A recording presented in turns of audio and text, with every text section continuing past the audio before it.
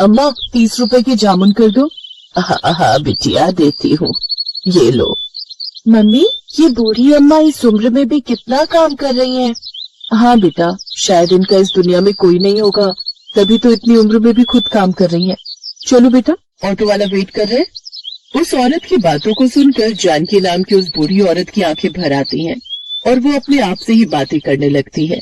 हाँ, आज मैं इस दुनिया में अकेली हूँ, पर कल तक मैं अकेली नहीं थी, मेरा भी परिवार था। पर सुनो जी, पापा को गए 1 महीना हो गया, पर तुम्हारी माँ अभी तक सदमे से बाहर नहीं आई। घर के सारे काम मैं करूँ और वो आराम से बैठकर रोटियां तोड़े।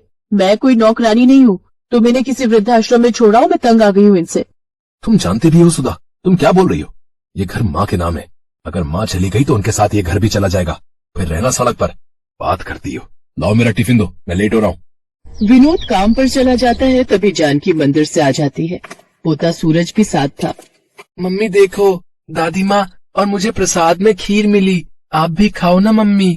मुझे नहीं खानी, और चुपचाप जल्दी से खीर खत्म कर और पढ़ने बैठ। एक संडे का दिन होता है और पूरा दिन तू घूमने फिरने में लगा देता है। और माँ जी, आपको जब मैंने बोला था आज मशीन लगाकर कपड़े धो देना, तो आपसे कपड़े तो धुले नहीं, सुबह सुबह पूजा करने मंदिर चली गई। अब मशीन लगाकर कपड़े धो लो, बड़ी मेहरबानी होगी। चिंता मत करो बहू, मैं बस मशीन लगाने ही जा रही हूँ। सुधा का यही स्वभाव था, वो अपनी सास जानकी पर अत्याचार करती थी। घर के सारे काम जानकी ही करती थी। पति के दुनिया से चले जाने के बाद जानकी पर मुसीबतों का पहाड़ टूट पड़ा। जानकी की बहू सुधा तो इसी फिराक में थी कि किस तरह से जानकी को इस घर से धक्का देकर उनके घर की मालकिन बन जाए, और उसे मौका मिल ही गया। अरे मैं मर गई, ये गर्म पानी बाल्टी में किसने रखा था? मेरा हाथ जल गया। जरूर ये काम माँ जी का है, वो तो चाहती है कि मैं मर जाऊं और उन्हें इस घर में आराम से रहने को मिले। क्या हुआ सुधा, तुम्हारा हाथ कैसे जल गया? ये सब तुम्हारी माँ के कारण हुआ है। उन्होंने ही जानबूझकर बाल्टी में गर्म पानी भरकर रखा था ताकि मैं नहाने जाऊं तो मैं जल जाऊं। अब मैं इस घर में एक पल भी नहीं रहूंगी, मैं जा रही हूँ यहाँ से। माँ, आपको शर्म आनी चाहिए, आपकी वजह से आज मेरा घर परिवार टूट रहा है। आप कहीं चली क्यों नहीं जाती हो? मेरी इसमें कोई गलती नहीं विनोद बेटा, मुझे तो बहू ने ही कहा था कि उसे गर्म पानी से नहाना है, और मैंने उसे कहा भी था कि बाल्टी में गर्म पानी मैंने रख दिया है। मुझे नहीं पता कि ये बहू ऐसा क्यों कर रही है। तुम बेकार में ही मुझ पर नाराज हो रहे हो। हाँ हाँ, मैं ही झूठी हूँ, आप ही सच्ची हो। रहो अपने बेटे के साथ, सूरज स्कूल से आ जाए तो मैं उसे लेकर चली जाऊंगी। चिंता मत करो सुधा, मैं कोई ना कोई इंतजाम कल तक कर ही लूंगा, पर माँ इस घर में नहीं रहेगी। विनोद काम पर चला जाता है और सुधा अपने कमरे में जाकर सो जाती है। कुछ देर बाद सूरज स्कूल से आता है, तब वो उठती है। मम्मी दादी कहाँ हो सब? अरे मेरा राजा बेटा, आ गया? चल तू बैठ, मैं तेरे लिए अभी खाना लगाती हूँ। माँ जी, खाना बन गया या नहीं? अरे ये कहाँ चली गई? मम्मी दादी कहाँ चली गई? उन्होंने मुझे बोला था आज वो मुझे पार्क में झूला झुलाने ले जाएंगी। सुधा पूरे घर में देखती है पर उसे कहीं भी जानकी नजर नहीं आती।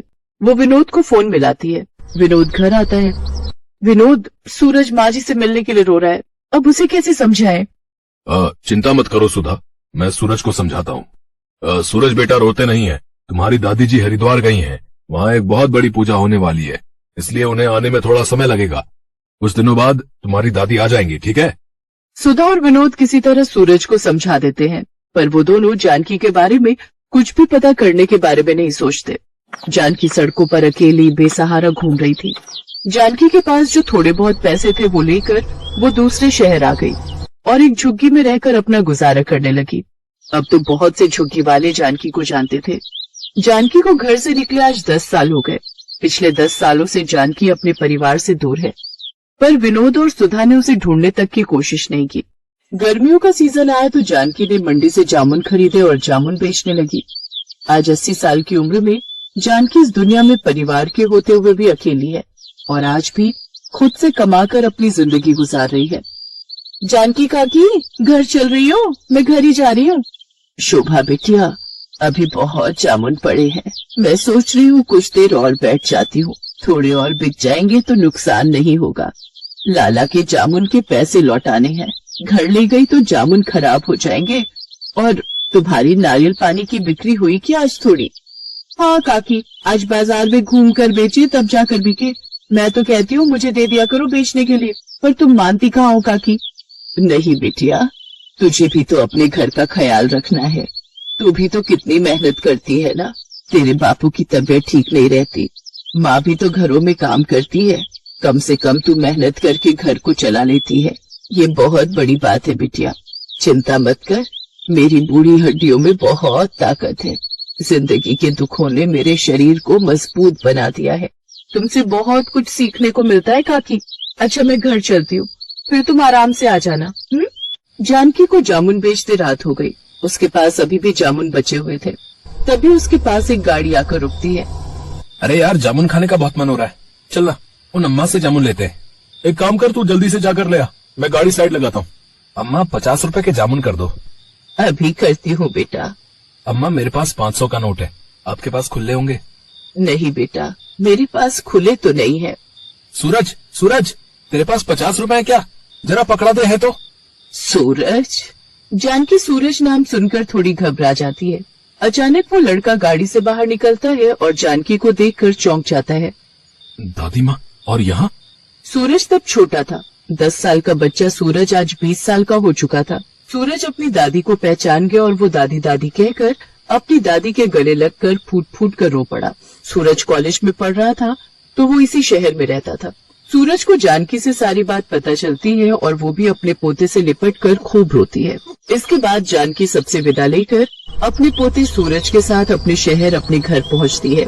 जानकी को सूरज के साथ देखकर विनोद और सुधा हैरान रह जाते हैं, पर सूरज गुस्से में था। मम्मी पापा, आखिरी बार आप लोगों से मिलने और अपना सारा सामान लेने आया हूँ। आज के बाद मैं आप लोगों को अपनी शक्ल कभी नहीं दिखाऊंगा। मैं दादी के साथ रहूंगा। आपने मुझसे झूठ बोला कि दादी माँ हरिद्वार गई हैं, पर आज 10 साल बाद दादी की हालत देखकर सचमुच मुझे आपको अपने माता पिता कहते हुए भी शर्म आ रही है। मैं हमेशा दादी माँ के बारे में आपसे पूछता था, पर आप हमेशा टाल देते थे। कहीं ऐसा ना हो जैसा आपने दादी माँ के साथ किया है ना, कल आपके साथ ऐसा हो जाए। पर नहीं, आपके साथ ऐसा कुछ नहीं होगा, क्योंकि मैं तो आप दोनों के साथ अपने सारे रिश्ते तोड़कर दादी माँ के साथ जा रहा हूँ। नहीं सूरज बेटा, ऐसा मत कर, हम तेरे बिना जी नहीं पाएंगे। हमें माफ कर दो सूरज बेटा, ऐसा मत करो, तुम हमारे बुढ़ापे का सहारा हो। अच्छा, तो दादी माँ के बुढ़ापे का सहारा भी तो आप ही थे ना, तब आपने क्यों नहीं सोचा मैं आप दोनों की नहीं सुनूंगा, मैं दादी माँ के साथ जा रहा हूँ। सूरज जानकी के साथ वापस जाने लगता है। तभी सुधा और विनोद रोते बिलखते जानकी के पैरों में गिर जाते हैं। माँ जी मुझे माफ कर दो, मुझसे गलती हो गई माँ जी। माँ सूरज को समझाओ ना माँ। जानकी वहीं रखी एक कुर्सी पर बैठ जाती है। नहीं सूरज बेटा, अब मुझे किसी डॉक्टर की जरूरत नहीं। मैं अपने पोता और बेटा बहू से मिल ली। अब जीने की इच्छा नहीं सूरज बेटा। अपने माता पिता को माफ कर देना। अपने माता पिता की खूब सेवा करना। माता पिता का आशीर्वाद भगवान का आशीर्वाद होता है। हमेशा खुश रहना बच्चों। इतना कहते ही जानकी की गर्दन एक ओर लुढ़क गई। ऐसा लग रहा था मानो वो अपने बेटा बहू और पोते से मिलने के लिए ही अब तक इस दुनिया में जिंदा थी। विनोद और सुधा की आंखों में शर्मिंदगी के आंसू थे। सूरज अपनी दादी से लिपटकर बहुत रोता है। आज उसकी दादी गरीबी में जिंदगी के दुखों को झेलते हुए इस दुनिया से जा चुकी थी। राधिका बच्चों को स्कूल से छुट्टी के वक्त घर लेकर आ रही थी, पर उसकी आंखों में आंसू थे। अब क्या करूं? बच्चों की फीस अगले 15 दिन तक नहीं भरी तो बच्चों का नाम स्कूल से काट देंगे। 6 महीने की फीस कहाँ से लाऊंगी? मुझे कुछ समझ नहीं आ रहा। मम्मी बर्गर खाना है, बर्गर लेकर दो ना। मम्मी मुझे भी बर्गर खाना है। भैया बर्गर कितने का दिया? 10 रुपए का आलू टिक्की और पनीर लगाकर 15 रुपए का है। 10 रुपए वाले 2 दे दो भैया। ये बर्गर बनाना कितना आसान है, अगर इसमें सब्जियां अच्छी लगाकर दो तो। ये लो आपके बर्गर। मम्मी मुझे पनीर वाला खाना था। भैया ये लो 5 रुपए और पनीर लगा दो। बस इतना सा टुकड़ा पनीर का, इसके 5 रुपए। ऐसे तो तुम ग्राहकों को लूट रहे हो। बहन जी 15 रुपए में अब इतना ही पनीर मिलेगा, हमें भी तो बचत करनी होती है। अगर एक ही बर्गर पर ढेर पनीर लगा दिया तो फिर हमने दुकान चला ली, और इतना ही कम लग रहा है तो खुद घर पर क्यों नहीं बना लेते बर्गर। बर्गर वाले की ये बात राधिका के मन में घर कर गई और उसके मन में विचार आया, अगर मैं बर्गर का काम खोल लूं तो मेरे पास भी इतने पैसे हो जाएंगे कि मैं भी घर के खर्चों में हरीश की मदद कर सकूंगी। और फिर बर्गर बनाना तो बहुत ही आसान है। घर जाकर माँ जी और हरीश से इस बारे में बात करती हूँ। राधिका हरीश और सास से बर्गर का ठेला लगाने की बात करती है। लो कर लो बात राधिका बहू, अब तुम भी बच्चों सी बात कर रही हो। पता है हम औरतों का घर से बाहर निकलकर काम करना कितना मुश्किल है। हम औरतें घर के चूल्हा चौका ही निपटा ले वही गनीमत है। पर माँ जी आजकल बर्गर का काम बहुत चल रहा है, अगर मैं ये कर लूं तो इससे हरीश को भी पैसों में मदद मिलेगी। मुझे 15 दिन तक बच्चों की 6 महीने की फीस जमा करनी है। हरीश की सैलरी घर के किराए और खर्च में लग जाती है। दोनों मिलकर काम करेंगे तो घर खर्च में आसानी होगी। माँ राधिका का मन है तो मुझे लगता है हमें राधिका को काम करने से नहीं रोकना चाहिए। अब तू भी इसका साथ दे रहा है, फालतू के पैसे खराब करेगी और हाथ कुछ नहीं आएगा देख लेना। हरीश राधिका को 2000 रुपए देता है, पर उतने में तो बस थोड़ा ही सामान आ पाता है। राधिका परेशान हो जाती है। हरीश ने जो 2000 रुपए दिए थे वो तो कम पड़ गए। अभी तो ठेले वाले को एक दिन के 200 रुपए और गैस सिलेंडर आएगा 500 का। अभी और खर्चा करना बाकी है। मुझे कुछ काम उधार उठाकर करना होगा। बर्गर का ठेला लगाने के लिए राधिका को उधार में सामान लेना पड़ा। राधिका ने बर्गर का ठेला लगाना शुरू कर दिया, पर अभी नया नया काम था तो ग्राहक कम आ रहे थे। राधिका शाम के वक्त बर्गर का ठेला लगाती थी, पर जैसा उसने सोचा था वैसा बिल्कुल भी नहीं हुआ। मैंने सोचा था बर्गर बिक जाएंगे तो मेरी थोड़ी कमाई हो जाएगी, पर यहाँ पर तो एक भी बर्गर नहीं बिका। पता नहीं मेरी कमाई कैसे होगी। अगर कुछ दिन तक ऐसे ही चला तो माँ जी और हरीश मुझे इस काम के लिए मना कर देंगे। बहुत हिम्मत करके मैंने ये काम शुरू किया था। राधिका अभी ये सोच ही रही थी तभी वहाँ एक गरीब औरत अपने 2 बच्चों के साथ आती है।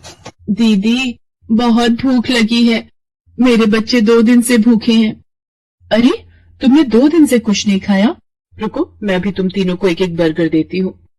शुक्रिया दीदी, आज तुमने हमारा पेट भरा है, और जो भूखों का पेट भरता है भगवान उसे कभी भूखा नहीं रहने देते। तुम्हें जब भी भूख लगे तुम मेरे ठेले पर बेझिझक आ जाया करो, और यहाँ पर तुम अपने बच्चों के साथ अपनी भूख मिटा सकती हो। वो गरीब औरत अपने बच्चों को लेकर खुशी खुशी वहाँ से चली जाती है। राधिका घर आ जाती है, पर उस दिन उसकी कमाई नहीं हुई थी। ये देखकर उसकी सास गुस्सा करने लगती है। लो मैंने तो पहले ही मना किया था कि ये चोचले पालने की जरूरत नहीं है। पिछले 3 दिन से मुश्किल से 100 रुपए कमाकर घर आ रही है और सामान लगा लेती है 2 से 3 हजार रुपए का रोजाना का। अब रोटी सब्जी तो बनेगी नहीं, हम सब ये बर्गर खाकर पेट भर लेते हैं। क्यों अब तो तू खुश है ना अपना नुकसान करके? माँ जी मैं कोशिश कर रही हूँ ना, और मुझे विश्वास है एक दिन मुझे अपने काम में सफलता जरूर मिलेगी।